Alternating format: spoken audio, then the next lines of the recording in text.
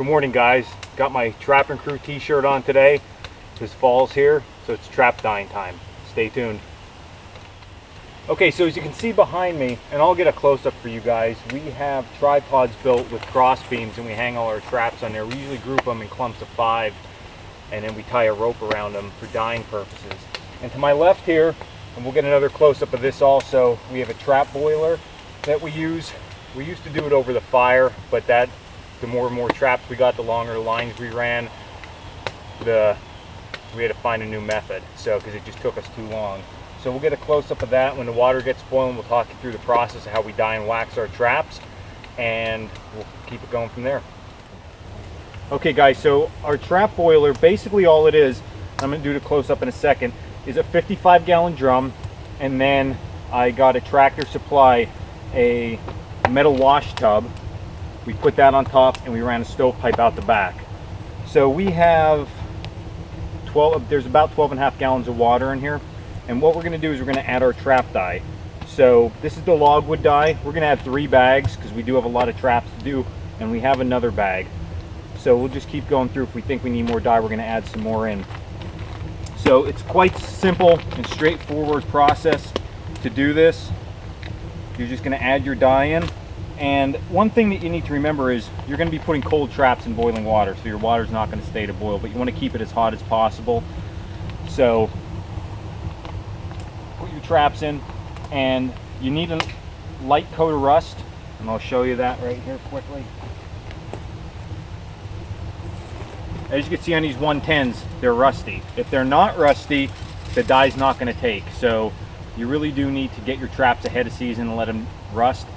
One thing that we've done in the past, if you get your traps too late or you buy new traps, you can always spray them down with vinegar, and that'll help them rust a little quicker than if you didn't do that.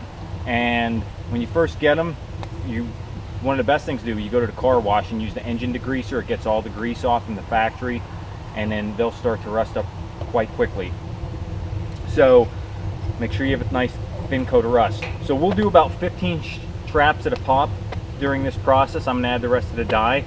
We'll show you some of the footage of them getting in, putting them in, and pulling them out, what they look like before and after. And then we'll go over what the trap boiler looks like here in a second. So stay tuned.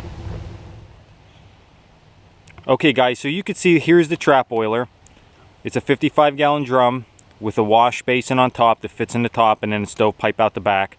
The front area that is cut out, that is the size of a 5-gallon bucket. That's the pattern I used. And we have it on some stone here just because that's going to get extremely hot. So we'll take you around the back side.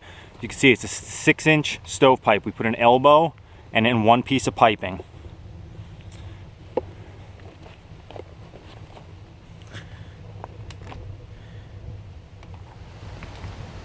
Okay guys, so as you can see here, we just put the traps, like I said, we put 5 on a string, and we're going to put it on a stick. And you'll see how we put this in. It makes it easier getting the traps in and out. That way you don't have to dig around.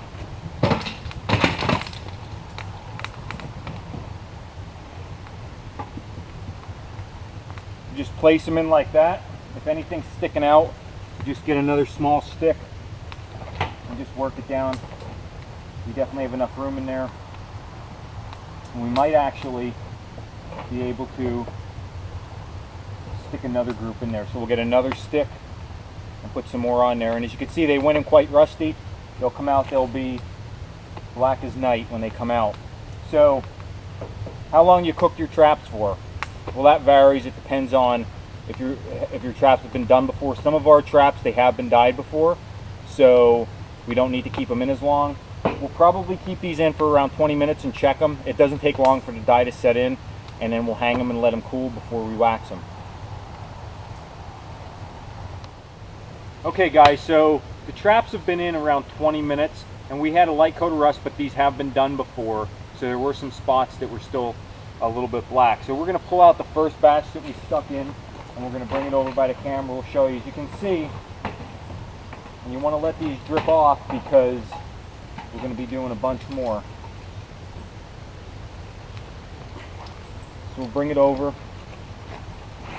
So as you can see, they got real good and black. And as they cool, you know, that'll soak in a little bit more. So We'll get some more in on the boil and we'll just keep at it.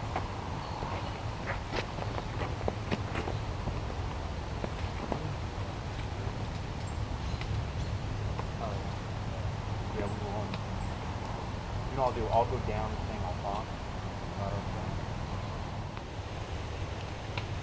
Okay guys, so our traps are all dyed, and what we did now was we brought the water back to a boil. We kept the trap dye water in there. We didn't switch water or anything.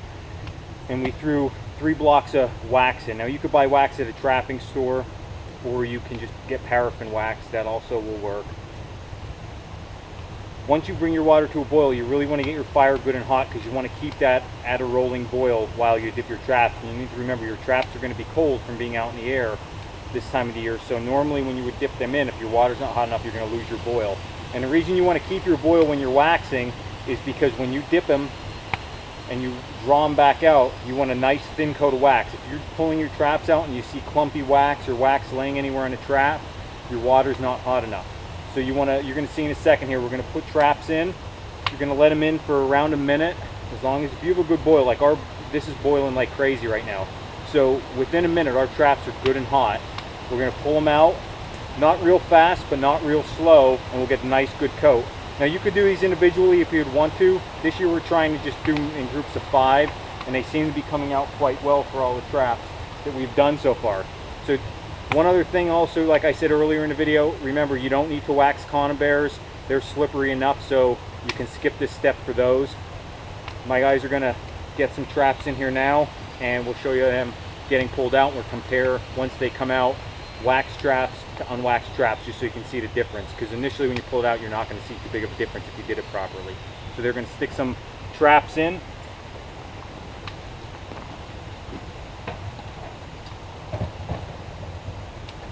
And the reason you're going to let these traps soak is because you want, like I said, the metal to get good and hot.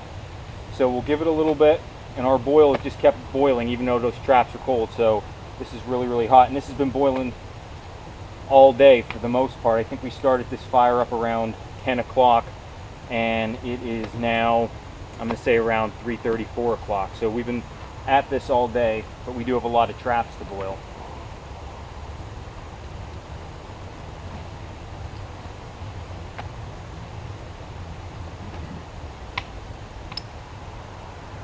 Okay, so we're at about a minute, and basically when you pull these out, like I said, you don't have to pull it out real fast, you don't have to pull it out real slow. All that you want to do is just pull them like that, and you're going to see them drip a little bit, and then just let them dry. And I'm going to get the camera readjusted here so I can show you guys the difference look-wise between the wax traps and the dye traps only. And the main reason you want to wax, talking to a lot of trappers that did this for years and years, it's really helping with scent reduction, and it's giving a little bit of protection. Normally after you get a raccoon or two in these traps, they're knocking off a large majority of the wax, but until then it's helping a lot. Okay guys, so here you can tell the difference. There's a real dull finish to the traps on the right, and there's a shinier finish to the traps on the left. The traps on the left have been waxed already. So there's a thin coat of wax on them, and you could see in here a little bit of wax buildup. That means we could have left the traps in a little bit longer, but that ain't gonna hurt anything. Okay guys, so that was our trap and dye video. We hope you enjoyed it. If you have any questions or comments, please leave them below. We'll keep the videos coming from this point forward. We're trying to try to, in this series, capture a lot of what we're doing with our trap sets and some things that we do on the trap line all through this trapping season here in Pennsylvania. So until then, thanks guys.